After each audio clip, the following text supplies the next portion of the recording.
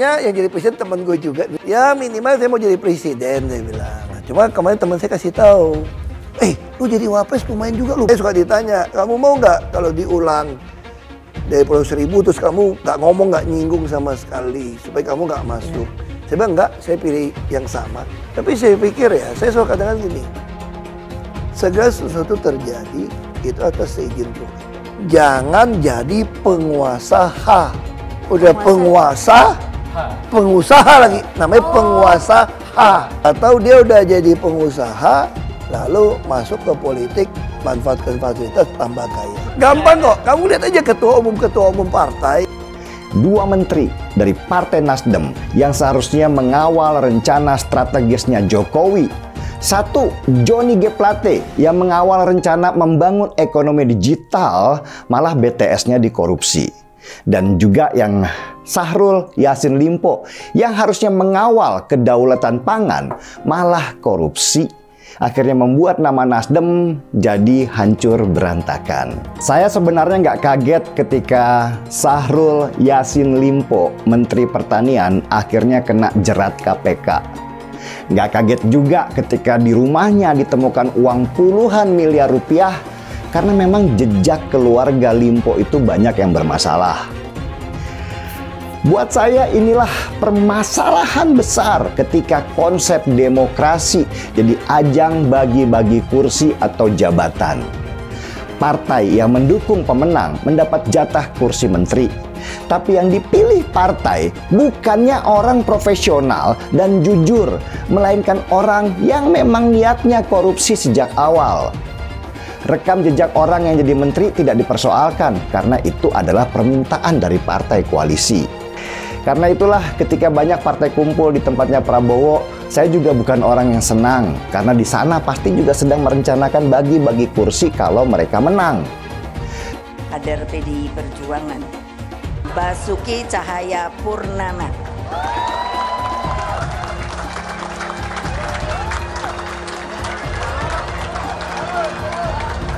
Terkenal namanya Ahok. Saya suka heran ya, kita ini bicara soal Pancasila, gotong royong, katanya itulah yang namanya dasar falsafah negara kita. Iya, terus masa nggak boleh ya, namanya mau Aseng, mau Ahok, mau Badu, mau apa, kalau dia warga negara Indonesia, ya sudahlah. Ada yang bilang, ibu jangan dong panggil Pak Ahok lagi, Pak Ahok lagi, Pak. Nah, saya bilang emang namanya dia begitu. Kita bisa lihat karakter orang ketika ada di kekuasaan. Dan kita harus berani tegas. Orang jahat itu kata Nelson Mandela nggak bisa ngurus negara. Karena di kepala mereka itu cuma ada kekuasaan dan kekayaan saja. Kalau Ganjar kan udah teruji. Jadi orang kalau belum pernah berkuasa itu gampang ngomongnya. Jadi kalau kamu udah di kekuasaan, karakter Anda teruji. Dan Ganjar teruji. Apalagi saya sama beliau kan sama-sama di DPR juga dulu kan. Jadi itu karakternya teruji gitu. Keluarga juga teruji. Saya kira itu penting. Dan saya tuh sampai bingung. Lah kok saya bilang Pak Jokowi petugas partai kader. Loh kok saya diomongkan yang namanya katanya terlalu sombong. Itu adalah ADART di partai kita. Saya pun petugas partai loh. Sekarang kan amburadulnya apa? Ganti pemimpin dirubah dengan enaknya. Bagi saya coba, apa ndak pusing ya persoalan capres dan cawapres. Loh saya sendiri sampai bingung loh. Kan di media tiba-tiba dibilang gini, oh iya sudah ada persetujuan bahwa nanti Pak Prabowo jadi presidennya, Pak Ganjar jadi wakil presidennya. Aku terus di rumah melongo, ini yang ngomong ki sopo ya. Lah aku kok ketua umumnya malah nggak ngerti. Coba Terus nggak usah didengerin. Peluang duet bersama Pak Ganjar, Pak Prabowo bagaimana? Ngerti apa Pak? Pak, apakah ini simbol? Oke Pak. Tutup bacanya. Oke. Semua oke. Dengan Ganjar. Maju terus. Dengan Ganjar penting oke juga Pak. Yang penting Kalau Indonesia kemarin dengan maju. Yang pertemuan penting dengan Indonesia maju. Oke, terima kasih. Mas Ganjar diminta buat jadi cawapres dari Eyang Prabowo. Mas Ganjar nanti bakal jadi wakil presiden selama 5 tahun. Setelah itu, Mas Ganjar bisa jadi presiden selama 2 periode, selama 10 tahun. Kalau kita tidak memilih Mas Ganjar, taruhannya terlalu besar buat rakyat Indonesia. Taruhannya kita bakal gagal jadi negara maju dan kemiskinan bakalan terus menjerat erat rakyat Indonesia. Apa kita mau kondisinya bakal seperti itu? Kalau Eyang Prabowo berani legowo, rakyat Indonesia bisa jadi bangsa pemenang. Eyang Prabowo cukup tahu diri soal umurnya yang sudah tua, sudah 72 tahun, dan fisiknya yang juga sudah rentang. Gimana? Setuju nggak? Lebih setuju lagi apa yang disampaikan calon presiden Pak Ganjar Pranowo. Tadi saya bisik-bisik ke beliau, Pak, nanti habis dilantik, besoknya langsung masuk ke daulatan pangan. Nggak usah lama-lama. Perencanaannya disiapkan sekarang, begitu dilantik besok langsung masuk ke kerja kedaulatan pangan. Sehingga swasembada pangan, ketahanan pangan, kedaulatan pangan itu betul-betul kita miliki. Dan saya yakin Pak Ganjar mampu menyelesaikan ini. Gua bener-bener kaget nih dengar berita ini. Ternyata isu tentang yang maju itu hanya 2 pasang di 2024 itu ternyata benar. Dan yang lebih mengagetkan ini, kalian pasti tidak percaya. Kemarin ada seseorang yang mengurus SKCK. Ternyata SKCK-nya itu untuk melamar menjadi cawapres. Kok bukan capres ya? Lalu dia akan jadi cawapresnya siapa? Kemarin dia naik motor ojek untuk mengurus SKCK di kantor polisi. Padahal dengan kekayaan yang dia miliki, posisi dia sebagai mantan gubernur, bisa saja dia nyuruh orang untuk mengurus SKCK, atau bahkan dia bisa naik jet pribadi ke kantor polisi. Bilang dihalang-halangi, Anies masih sering bikin acara di sana-sini. Bebas pula. Duh, nggak capek apa ngibulin rakyat mulu, Pak? Nah, yang gue pertanyakan nih, Anies itu kampanye di mana-mana sering naik pesawat jet. Nah, pesawat jet biaya sewanya dari mana, Pak? Atau itu pesawat jetnya siapa, Pak? Coba jujur deh. Karena setahu gue nih, itu punya bos Anda, Surya Paloh. Anies bicara soal pendidikan. Padahal waktu dia di Jakarta, dia sendiri nggak mampu buat memberikan bangku sekolah yang cukup waktu mimpin di Jakarta. Artinya, dia nggak mampu memberikan bukti kalau omongan dia itu bisa dilaksanakan. Anies bilang, setiap jabatan harus diisi sama orang-orang yang kompeten. Lah, faktanya di Jakarta, beberapa jabatan diisi sama orang-orang dekatnya dia. Nggak kompeten pula. Terus TGUPP, itu yang jumlahnya seabrek-abrek, fungsinya buat apa, Pak? Kok Jakarta makin berantakan sih? Sekali lagi, Anies nggak bisa membuktikan omongannya. Anies bilang dia akan membuka lapangan kerja. Yang dulu janjinya 200.000 lapangan kerja, ternyata cuma omong kosong, alias cuma janji palsu. Soal pembangunan yang berkelanjutan. Dia bilang di Jakarta dia udah meneruskan yang udah baik. Lu jangan percaya ya, itu ngibul. Faktanya nggak seperti itu loh. Belum lagi nih, program penanggulangan banjir. Jadi di daerah Jakarta itu ada daerah yang sebelumnya udah bebas banjir. Pas Anies mimpin, kok bisa-bisanya daerah itu banjir lagi? Gimana nggak banjir kalau kalinya udah nggak pernah dikeruk sama dibersihin, Pak? Kalau soal Jakarta, gue bisa bicara banyak deh. Jadi gue saksi bobroknya kepemimpinan Anies di Jakarta. Dan gue bisa pastiin, omongan manisnya Anies soal apa yang dia lakukan waktu mimpin Jakarta itu banyak ngibulnya. Saya tidak punya sejarah politik identitas. Identitas saya adalah yang seperti ini dan kita melakukan hal yang biasa dan kemudian semuanya menilai. Sekali lagi, saya tidak ada dalam sejarah politik menggunakan politik identitas. Boleh dicek.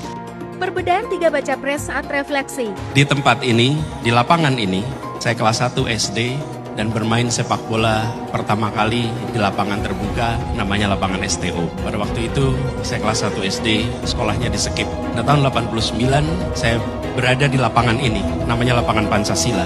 Menjadi mahasiswa Universitas Gadjah Mada, universitas yang saya impikan. Saya mau minta Bapak berkaca lagi. Bapak berdiri di sini, kapan lagi ngerjain Menhan kan? Bapak, saya ingin Anda berefleksi Pak Prabowo atas segala hal yang sudah Bapak lalui selama ini. Bapak jangan kemana-mana, Bapak. Refleksinya di depan kaca, Pak. Udah cukup. Jadi maksudnya Bapak di sini sambil berkaca, berbicara pada diri sendiri. Refleksi. Udah, gue kaca. Refleksi kan? Refleksi, Bapak. Sesuatu yang tidak bisa saya lupakan adalah pesan kedua orang tua saya. Kalau soal jabatan, Jar, jangan pernah kamu kejar. Kalau itu takdirmu, laksanakan dengan baik. Jangan pernah korupsi. Bismillahirrahmanirrahim. Koalisi perubahan, apanya yang mau dirubah? Jalan, nama-nama jalan, seperti kemarin yang di demo warga Jakarta. Terus nama-nama rumah sakit dirubah juga.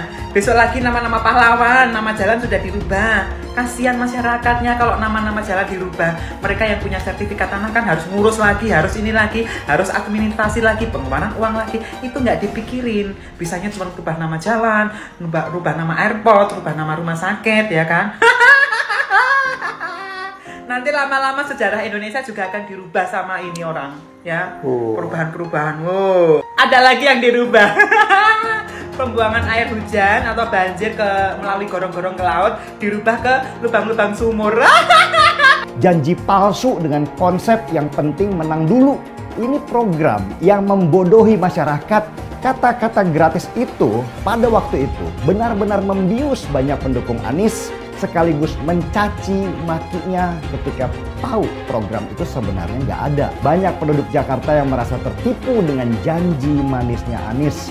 Tetapi sudah terlambat, sudah terlanjur memilih yang salah. Beli rumah, uang mukanya gratis. Tetapi sesudah dia terpilih, benarkah ada program beli rumah uang muka gratis? Nggak ada ternyata. Memilih Anies dan Imin setidaknya sudah menyelamatkan Indonesia dari kehancuran. Gus Dur saja dikudetanya, apalagi rakyat. Yang satu memang jago kata-kata, jago beretorika, nggak kelawan kalau soal kata-kata. Di sisi lain, kita sama-sama melihat yang sudah ditulis pakai tangan dia sendiri, pakai hati dia sendiri, lagi dia ingkari, apalagi hanya mengandalkan kata-kata dan janji.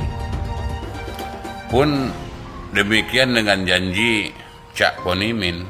Gus Muhaimin memberikan program siapapun yang hamil yang ada di muka bumi Indonesia ini akan diberikan tunjangan selama hamil. Karena itu yang masih jomblo secepatnya nikah, hamil, dibiayai kehamilannya oleh Gus Muhaimin. Akan mendapatkan subsidi, akan mendapatkan tunjangan rata-rata 6 juta selama kehamilan. Gus Muhaimin dan PKB menang. Semua yang punya sepeda motor, BBM-nya kita subsidi gratis tanpa biaya. Siapa yang di sini punya sepeda motor? Tahun 2024 PKB menang, Gus Muhaimin presiden, disubsidi serendah-rendahnya harga subsidi BBM. Kalau PKB sekarang bukan PKB Gus Dur, ini PKB Caimin. Jadi beda, PKB-nya sudah beda. Jadi nggak bisa lagi menurut saya, memang masih tetap jualan nama Gus Dur, itu ada larangannya jelas sekali. Tapi ya namanya orang masih mencuri-curi, kebiasaan kayaknya mencuri-curi. Mencuri partai, sekarang mencuri gambar. Gus Dur pendiri partai, orang yang dikatakan oleh Caimin sebagai guru politiknya, malah dikudeta, apalagi rakyat. Susah kan mau milih pemimpin seperti itu nanti? Pak Prabowo hari ini adalah calon presiden dari Partai Gerindra. Saya sampaikan berkali-kali bahwa saya tidak ingin menjegal, saya tidak mau menjadi orang yang dibawa untuk berhadapan dengan Pak Prabowo dan menghentikan Pak Prabowo. Saya tidak mau. Dan saya katakan itu kepada siapapun yang datang kepada saya untuk berbicara tentang calon presiden. Yang nanti anak saya dan anak-anak saya akan ingat itu. Nah, saya tidak mau mengkhianati, menikam pada orang yang dulu sudah bekerja, membantu, dan berjuang bersama. Bapak Politik Identitas Indonesia Anies Baswedan, Bapak Intoleransi Indonesia Anies Baswedan, jangan lupakan, jangan terlena, jangan sampai dia pecahkan kita dengan dagangan ayat dan mayatnya. Air itu turun dari langit, turunnya ke atap rumah langsung sumur bor, bukan ke sungai dan ke laut. Saya mensyukuri kenapa kalah, kenapa ditahan. Saya bersyukur atas itu semua. Saya coba bayangkan ya, kalau seandainya waktu itu kita menang,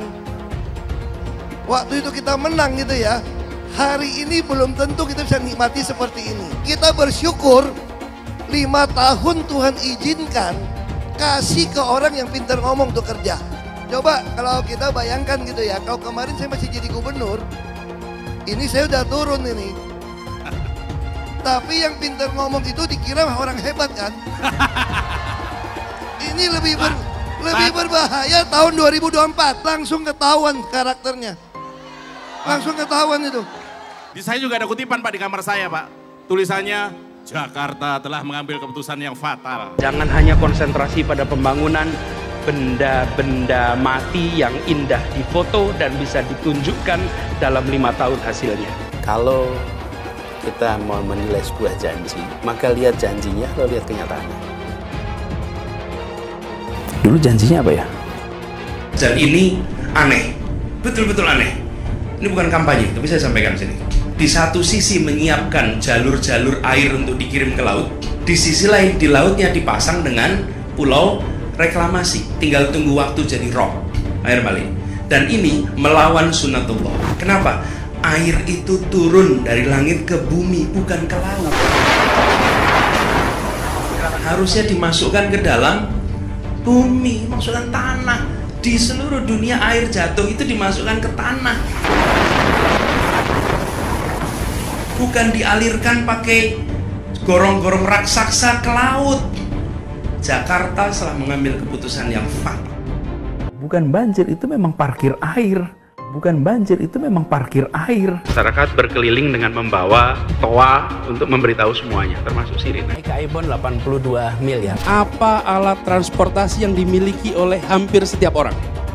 Alat transportasi yang dimiliki semua orang adalah kaki. Kalau seandainya orang Jakarta percaya Pak Anies jadi gubernur pun, saya berani jamin kok dia akan lakukan normalisasi yang sama seperti saya lakukan kok. Nggak usah bohong lah. Ketika air sampai di muara, maka siap untuk dipompa ke laut. Gus Dur itu buta mata juga buta hati. Pancasila Soekarno, ketuhanan ada di pantat. Anak Tuhan dari mana? Kalau Yesus anak Tuhan, bidangnya siapa? Besok di seluruh wilayah Indonesia kami katakan dan Iblis hanya menggoda orang yang beriman. Makanya jarang-jarang orang kafir kerasukan setan. Yang kerasukan setan itu orang baik-baik. Jarang, saya belum pernah nengok Cina kerasukan setan. Pernah tak Ahok itu kerasukan setan? Enggak, setannya juga pernah. Karena sesama setan dilarang saling menggoda. Karena di salib itu ada jin kafir. Karena di salib itu ada jin kafir. Karena di salib itu ada jin kafir. Haleluya. Kepalanya ke kiri apa ke kanan? Kepalanya ke kiri apa ke kanan? Tetap percaya salib itu lambang mulia, bukan jin. Kok ketawa? Aku nggak nyindir siapa-siapa loh. Saya nggak pernah mundur untuk kebenaran, keadilan, kejujuran, dan peri kemanusiaan. Gue nggak pernah mundur. Dan gue nggak pernah takut juga sama lu. Siapapun yang rasis, gue akan hadapin. Karena rasis itu tidak berperi kemanusiaan. Sama saya ditanya dulu kan, kamu nyesel nggak statement kamu di Pulau Seribu sehingga masih masuk penjara? Tidak pernah nyesel, karena saya mengatakan kebenaran. Anies merupakan antitesis daripada Pak Jokowi. Antitesis artinya bertolak belakang dengan dengan Jokowi. Anies sudah menyatakan tidak akan melanjutkan semua program dari Pak Jokowi. Jadi semua pembangunan yang dilakukan oleh Pak Jokowi akan dihentikan oleh Anies jika Anies menjadi presiden. Lagi pula Anies didukung oleh khilafah dan pendukung Anies adalah ormas seperti FPI dan HTI. Apa kita mau FPI dan HTI kembali di Indonesia jika Anies memimpin? Anies juga dikenal sebagai bapak politik identitas yang menghalalkan segala cara untuk menggapai kekuasaannya, termasuk menggunakan politik identitas berbasis agama. Lihatlah di kasus Ahok waktu itu. Kita sudah bisa melihat hasil kerja Anies selama 5 tahun di Jakarta. Tidak ada satupun janji yang dipenuhi dan tidak ada kinerja yang bisa dibanggakan. Dari DP 0%, OKOC, kelebihan bayar, Formula E, banjir, sumber resapan, jalan rusak, dan gonta-ganti nama jalan. Lihatlah rekam jejak Anies selama 5 tahun. Bayangkan Indonesia ke depan jika dipimpin oleh Anies. Dan bayangkan jika Anies menang. HTI dan FPI, ormas khilafah yang dibubarkan itu akan dikembalikan oleh Anies. Apakah kita mau Pancasila diganti jadi khilafah? Perkataan Ahok sudah terbukti dan Jakarta sudah menjadi korban. Jangan biarkan Indonesia menjadi korban kibulan Anies Baswedan. Umat minoritas, terutama kaum Tionghoa, tidak akan memilih Anies Baswedan. Hasil survei indikator politik secara nasional buat periode 25 Agustus sampai dengan 3 September ini menunjukkan kalau dalam pertarungan 3 nama capres, suara Mas Ganjar sudah mulai menjauh meninggalkan suara dari Eyang Prabowo. Dalam survei terbaru, angka Mas Ganjar sudah mencapai 37,4%. Ini naik 2,2% dari 35,2% di akhir bulan Juli lalu. Sementara itu, angka survei dari Eyang Prabowo malah turun dari 33,2% menjadi 33,0%. Banyak yang yakin kalau sudah mulai masa kampanye, suara dari Eyang Prabowo bakal melorot. Angka surveinya bakal terus melorot. Ini keyakinan yang bukan mengada-ngada loh ya. Ini ada dasarnya. Penyebabnya adalah penampilan dari Eyang Prabowo sendiri yang memang payah, bahkan super payah. Secara fisik nih, dia memang sudah terlalu tua dan sudah tidak fit lagi. Secara pemikiran, dia juga sudah terlampau jadul. Makanya semakin dia sering tampil di depan publik, semakin ragu orang untuk memilih dia. Orang-orang semakin gak yakin sama kemampuan Eyang Prabowo dalam memimpin. Selisih dengan Mas Ganjar jadinya ya semakin lebar juga. Eyang Prabowo sekarang sudah tertinggal 4,4% suara dari Mas Ganjar.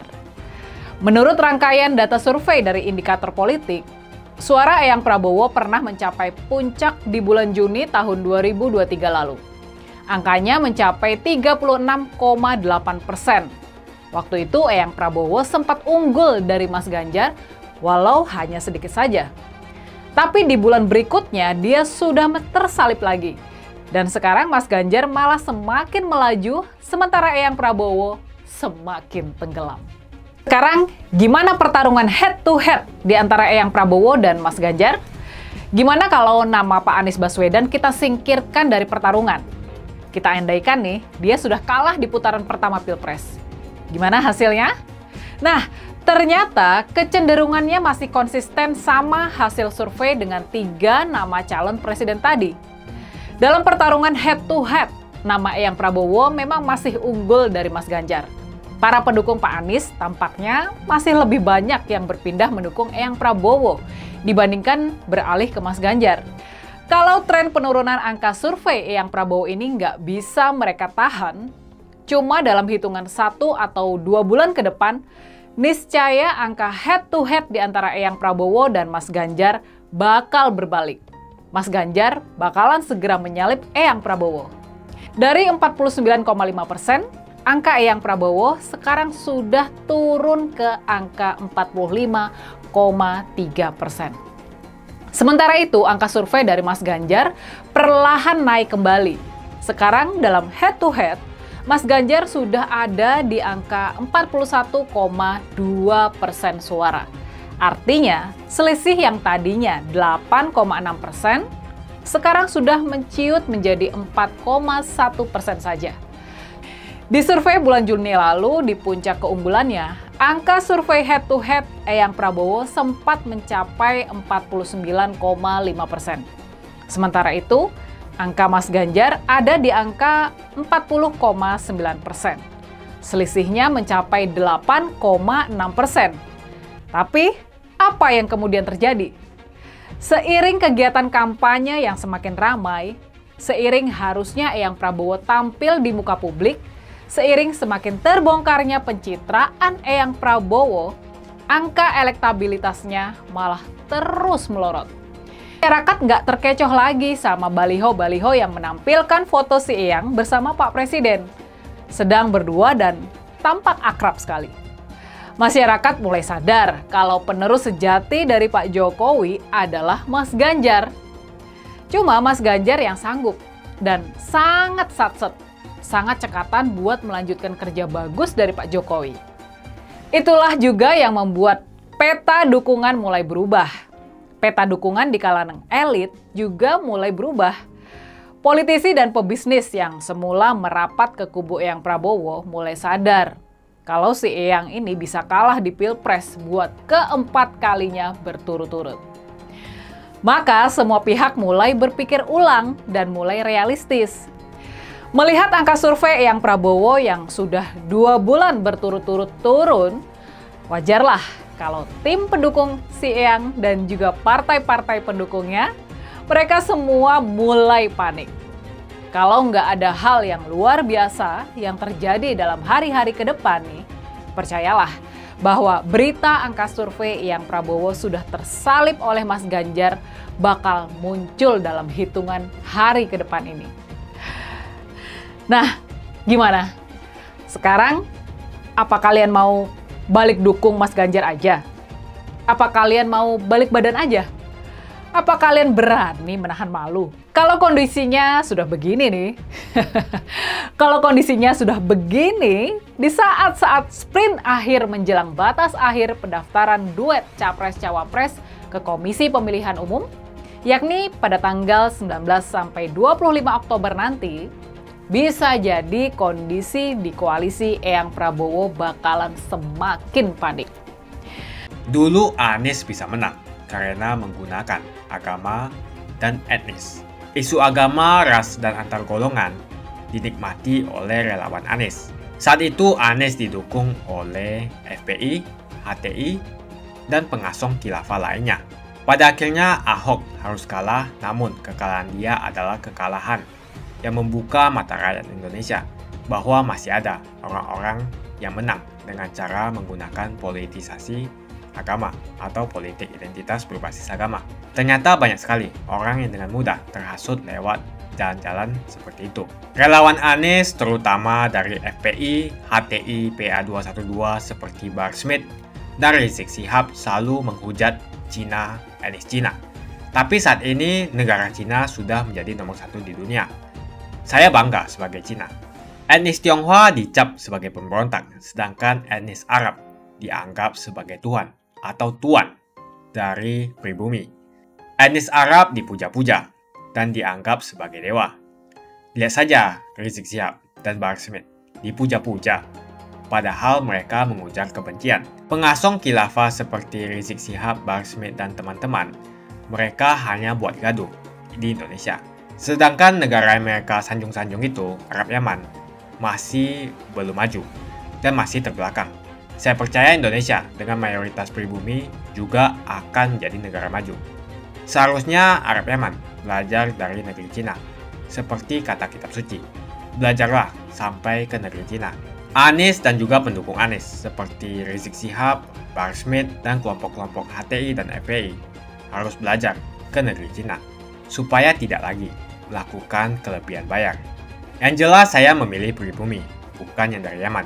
Ganjar jelas pribumi, nasionalis, dan pasti akan melanjutkan visi dan misi dari Pak Jokowi. Suara Ahok merepresentasi warga minoritas, dan etnis Tionghoa mendukung Ganjar Pranowo. Ahok pasti akan mendukung Ganjar, karena Ahok anti radikalisme. Ahok yang jelas tidak akan mendukung Anies Baswedan, karena Anies Baswedan didukung oleh kelompok khilafah, HTI, dan FPI. Ormas terlarang itu. Anies merupakan antitesis daripada Pak Jokowi dan diragukan kenasionalisannya, apalagi pribumiannya. Antitesis artinya bertolak belakang dengan Jokowi. Anies sudah menyatakan tidak akan melanjutkan semua program dari Pak Jokowi. Jadi semua pembangunan yang dilakukan oleh Pak Jokowi akan dihentikan oleh Anies jika Anies menjadi presiden. Lagi pula Anies didukung oleh khilafah dan pendukung Anies adalah ormas seperti FPI dan HTI. Apa kita mau FPI dan HTI kembali di Indonesia jika Anies memimpin? Anies juga dikenal sebagai bapak politik identitas yang menghalalkan segala cara untuk menggapai kekuasaannya, termasuk menggunakan politik identitas berbasis agama. Lihatlah di kasus Ahok waktu itu. Kita sudah bisa melihat hasil kerja Anies selama 5 tahun di Jakarta. Tidak ada satupun janji yang dipenuhi dan tidak ada kinerja yang bisa dibanggakan. Dari DP 0%, OKOC, kelebihan bayar, Formula E, banjir, sumber resapan, jalan rusak, dan gonta-ganti nama jalan. Lihatlah rekam jejak Anies selama 5 tahun. Bayangkan Indonesia ke depan jika dipimpin oleh Anies. Dan bayangkan jika Anies menang. HTI dan FPI, ormas khilafah yang dibubarkan itu akan dikembalikan oleh Anies. Apakah kita mau Pancasila diganti menjadi khilafah? Bagian Indonesia Timur yang mayoritas non-muslim seperti Bali tidak akan setuju dengan khilafah atau sistem khilafah. Mungkin Indonesia akan bubar jika Anies menjadi presiden. Perkataan Ahok sudah terbukti dan Jakarta sudah menjadi korban. Jangan biarkan Indonesia menjadi korban kibulan Anies Baswedan. Umat minoritas, terutama kaum Tionghoa, tidak akan memilih Anies Baswedan. Saya yakin karma Ahok mengejar Anies Baswedan. Dulu Anies memainkan politik identitas kepada Ahok. Sekarang Anies dipertanyakan kepribumiannya karena dia teriaman. Itu saja opini saya hari ini. Tuliskan opini kalian tentang Anies Baswedan. Jika kalian setuju dengan pendapat saya di video ini, pastikan kalian menekan like di video ini dan bagikan video ini ke teman dan family Anda supaya mereka semua mengetahui tentang informasi ini.